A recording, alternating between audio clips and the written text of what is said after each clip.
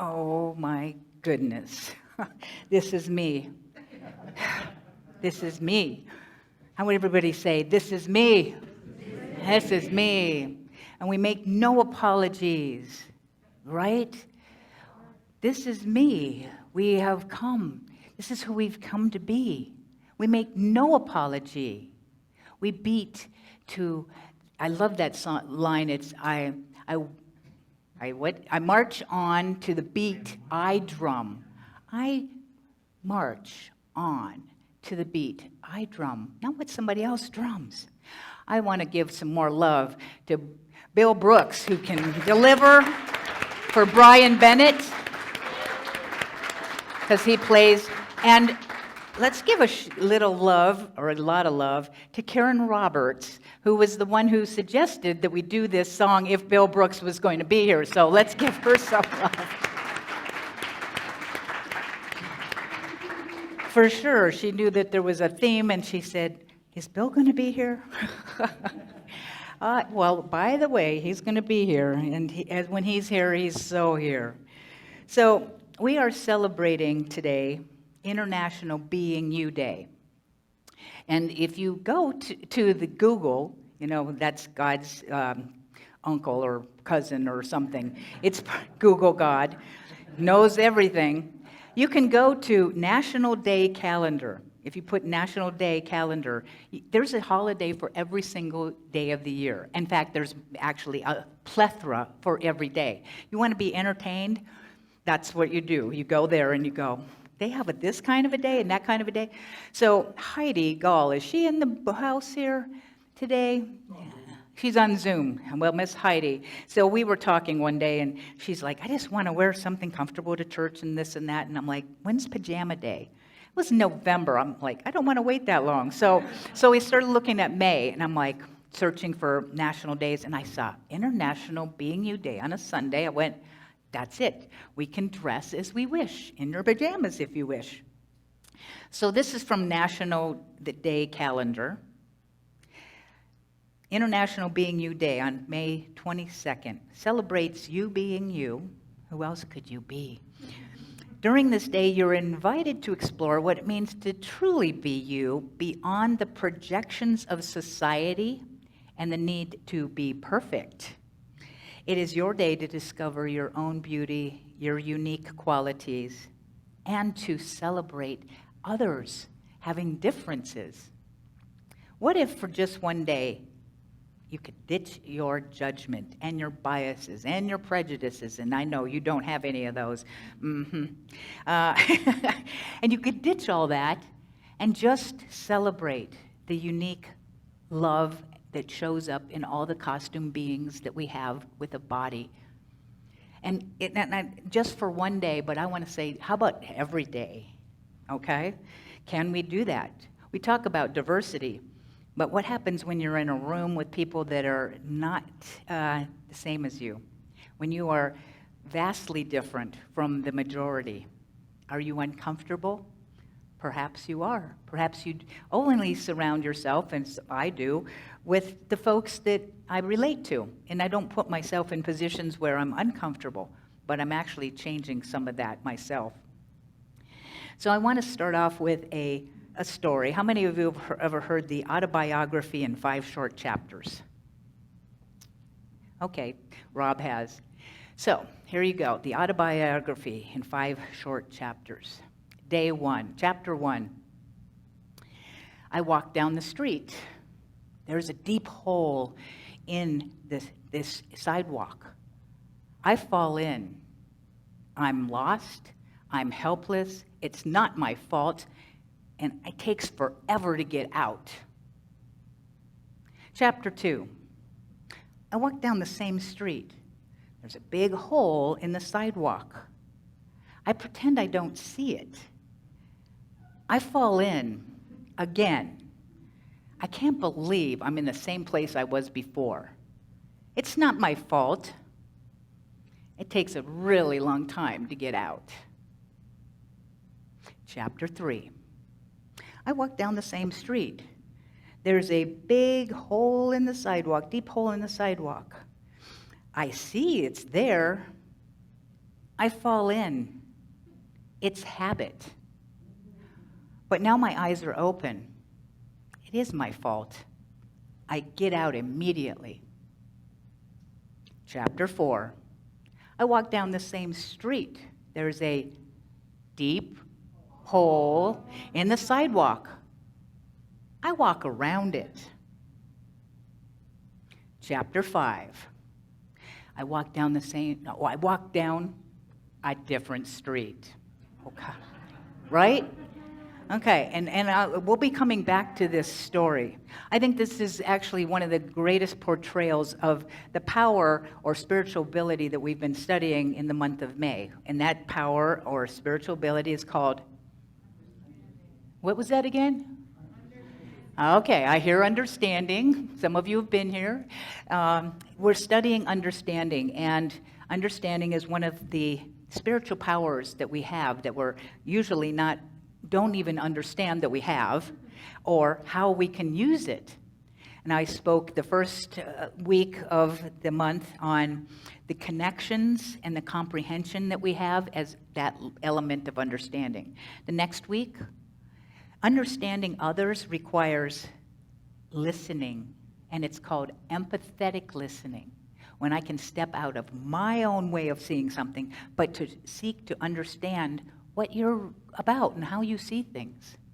Last week, talked about the aspect of understanding known as realization. That's when you realize with your real eyes the truth, and you are in the higher level of consciousness by seeing and understanding things from a higher level. And that program that I taught you last week was called Patty. Oh, Patty. And we'll see, this is a quiz. So what does the O stand for? Open, be open. PA stands for pay attention. T is trust, and TY? Very good. This was just a review for those that have been here. Be open, pay attention, trust, and say thank you. So today, what are we going to learn or understand about understanding? Well, I want to talk to you about the difference between intellectual understanding and spiritual understanding. Does anyone know what that difference is? Okay. Would you like to know? Yeah. Okay, that's just checking. I could just pass on the rest of the talk. So, understanding the definition, and it comes from the book Power Up Your Life, one of the books on the 12 powers.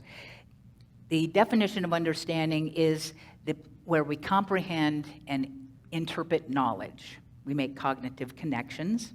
So when it's intellectual, we make those cognitive connections and we interpret knowledge by means of our senses, our feelings, our thoughts, and our beliefs. Now, senses, feelings, thoughts, and beliefs, those are relative because they can change, right? Yes, we have changing thoughts, beliefs, and such. So it's very relative, the intellectual. The spiritual understanding is the connections, the interpretation of knowledge on another level. It's based on spiritual truth, the laws, the universal laws of the universe. It is based on the things that are divine in nature that don't change, regardless of what. So it's changeless truth. That's where the spiritual comes from. And in the book, Power Up Your Life, there is a story about understanding. And actually what I want to share with you, first of all, is a little bit more about the spiritual understanding. And from that book, they say spiritual understanding is gained by, who wants to know? Who wants to know? Okay. Oh, I'm just checking. Just making sure you're with me here. So, it is gained by investing time in the silence. Okay, yes. Spiritual understanding comes from going into the silence. It results from the quickening, of our spiritual nature. Did you know you can quicken your spiritual nature? This type of knowledge sometimes includes and always transcends the intellectual understanding. This knowing comes swiftly and arises outside of the reasoning process. It comes as the internal knowing, the still small voice, that might seem like a reflection or an echo of something that we've heard or forgotten. So how do we gain spiritual understanding? It's by investing time in the silence. Investing time in the silence. So let's say that together. Investing time in the silence. How many of you invest time in the silence? Okay, awesome. Could you spend more time in the silence? Okay, just checking. Did you know that the same letters in the word silent are in the word listen? Right? Okay, so when you are silent, it is that place where we are supposed to or can listen, but only in the silent time. And I always like the idea being in the silence. When I tell myself to be in the silence, my mind gets busier. Sometimes I just say, go ahead and think all the thoughts you can think. And it actually gets quiet. I like the phrase, be still. Be still. Because there can be noise around me on the outer level. And can I be still? Find that still small voice, that stillness. So it's obvious that spiritual understanding is vital. And this is a story about spiritual understanding. How many of you recall or even were born? No, you were probably born if you're here. There was an earthquake that generated the Great Indian Ocean Tsunami in December of 2004. One of the stories that came from that tsunami involved a 10-year-old girl named Tilly Smith. She was an English girl, and she was vacationing with her family in Thailand. On the morning of December 26th, the family was walking on the beach, and Tilly noticed something different about the ocean. It was frothy. It was bubbling. And it was coming in, but it wasn't going out. Well, Tilly had been just studied tsunamis in her school. So she became super emotional, and she kept saying, there's going to be a tsunami, or it bubbles. We have to go back to the hotel. And her parents basically said, no. However, she was so insistent and so emotional that she finally convinced her family to go back to the hotel. When they got there, the father mentioned to the security guard that, as strange as it seemed, the daughter was convinced there was going to be a tsunami. Thankfully, he took that seriously and began warning the visitors. As the people started streaming to the hotel, Tilly and their family went up to the second floor and watched from the balcony. It was at that very moment the massive tsunami surged toward the shore, killed 250,000 people around the world that day. 10,000 of them were in Thailand. There were no fatalities, yes, there's a pronunciation, but no fatalities at Smith's Hotel. The British tabloids credited and called Tilly the angel of the beach. How did Tilly know? It came from her seeing something. She had intellectual understanding, but she also sensed on a deeper level something greater. That was the divine understanding. She was tapped in. I mean, she could have just said, oh, that's, and noticed it and not become so emotionally charged. It was the spirit within her that was breathing her that called her to be so alarmed and saved people. I want to have that level of spiritual understanding, to tap in to the divine that is breathing us.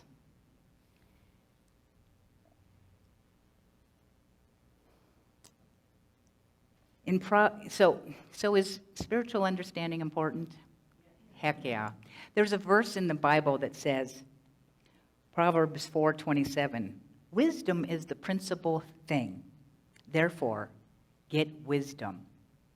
And with all your getting, get understanding. How many of you are familiar with the story of King Solomon in the Bible? Some of you might be.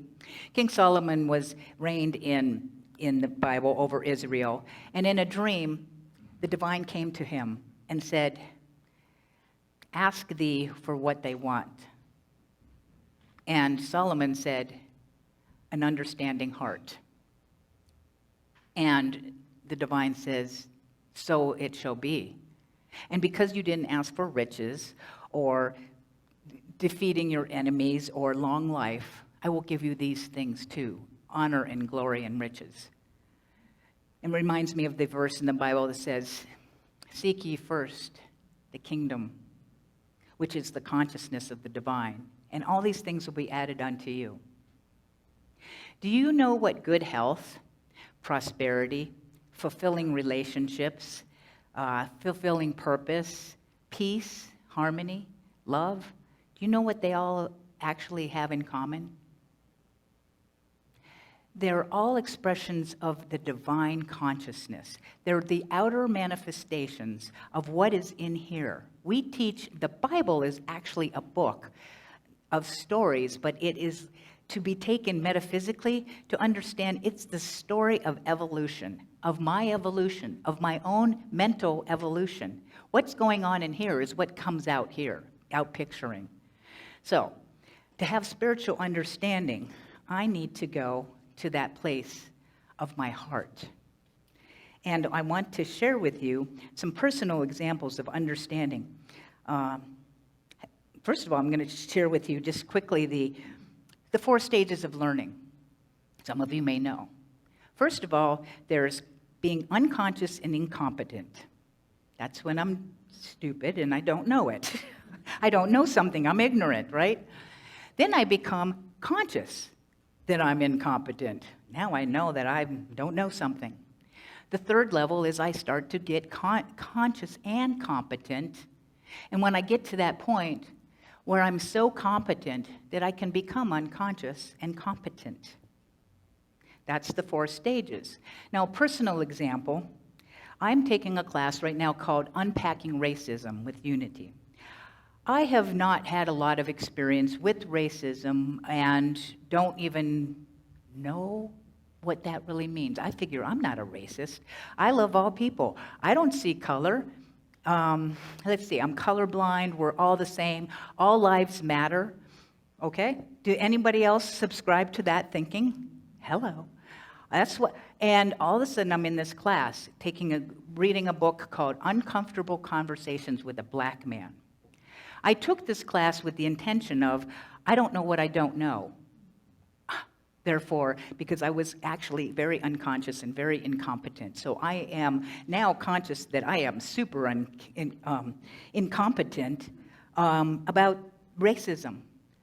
I don't know things, and now I'm having my eyes opened up. For instance, being colorblind is not the way. We need to see color and celebrate it. You're different, you're black and you're beautiful. You're yellow and you're beautiful. To celebrate the beauty. It's like walking through a wild meadow and going, I don't see color. When color is what we have. I also didn't realize other things. That actually I'm a racist. I have come to be able to say that. That was like, how can I be a racist?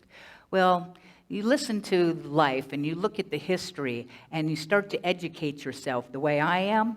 I can see if I am not anti-racist, and it's tough to be anti-something because we're pro, we don't want to be against something. However, I've realized that being a racist means that I'm just neutral. But if I want to be not a racist, I need to take action. My action right now is to educate myself. I will be teaching. I've got 2 more books. I don't know what I don't know, but I am willing to be uncomfortable because this is not a comfortable subject, right? White fragility and white privilege. And then we have this Buffalo shooting a week ago yesterday. Spirit won't let me sit on the sidelines anymore, and I have been. I've been attending things, Spirit's got me attending, to sit there and go, that's terrible, that's horrific. Spirit goes, you have to take action now. You cannot, because you're actually contributing to the problem if you're not doing something. Educating is the first step. I don't know where I'll go from there, but watch out, world, here I come. This is me, right? And it's a good chance you might be coming with me, all right? So this whole thing about being uncomfortable, willing to have uncomfortable conversations, to realize our own ignorance. The whole idea is that we can walk down a street. We walk down the street, and this is going to tie this in. I'm walking down the street. There's a big hole. I fall in. I'm helpless. I'm lost. It's not my fault. That is when I'm unconscious and incompetent. That's step one. I'm walking down the street. There's a hole. I pretend I don't see it. I fall in, and now I'm still not my fault. I can't believe that I'm here. This is where I'm still I'm conscious because I can see the hole, but I'm still really incompetent because I'm still falling in the hole. The third time, I walk down the street and I see it, so I'm now conscious. I'm conscious, but I fall in because I'm in a habit. I have this habit. I am in the process of learning and stretching and becoming out. I'm in the process of becoming competent. I'm not competent yet, but I'm working on it because I'm taking responsibility and saying, it is my fault. I fell in, but I got out. The fourth time, I walk down, I see the hole, I walk around it. I'm competent now. When I get to the chapter 5, I walk down a different street because I have embodied what I was to become competent in, and I start just doing actions naturally. One of my examples for that is I did 3 years of prayer training in Centers for Spiritual Living, and we did writing prayers every single day. It comes to the point where when I'm in the unconscious competence, I don't do prayer anymore. Prayer does me. I don't do prayer. I've embodied it. It's not something I try to do or need to be conscious of. It's because I've become unconscious and competent. So my question is, would you like to come from that understanding, that spiritual competency? Would you like to know how? Okay, good, because I'm going to tell you. And I like acronyms. So this is the word DARE, D-A-R-E. First of all, you have to have the desire to have spiritual understanding. Solomon said, give me an understanding heart. He had desire. So D, desire having an understanding heart. A, ask. Ask questions. Ask open questions. Be curious about other people. Be curious about your differences when you are in conflict with somebody. Do that empathetic listening, but ask questions. Be willing to be uncomfortable and to learn. What is it that I don't know? So when I'm asking, I can receive the answers. The R stands for to reflect. And that's when we go into that word silence. I reflect in the silence. I ask Spirit a question. And I sit in the silence. I invest that time to reflect on what Spirit has to say from my heart. And I listen to my heart. And I listen to the heart of others as I reflect. And the E is to engage. To take the reflections and to engage in some action. To act upon. I like to be spiritually guided is nothing unless you have divine right action with it. I want to be spiritually guided and have divine right action. So my question is, are you willing to dare? Are you willing to dare to step out onto another street? Are you willing to say, this is me? I make no apology. I'm not afraid to be seen. This is me. Look out, world, because here I come. I march on to the beat I drum, and it's the drum beat of my heart. I listen from my heart. Will you dare to celebrate the differences? Celebrate, see the differences and celebrate them. Dare to be who you came here to be. Dare to be different. Dare, I dare you to listen to your heart and see what a difference it makes. And so it is. Namaste.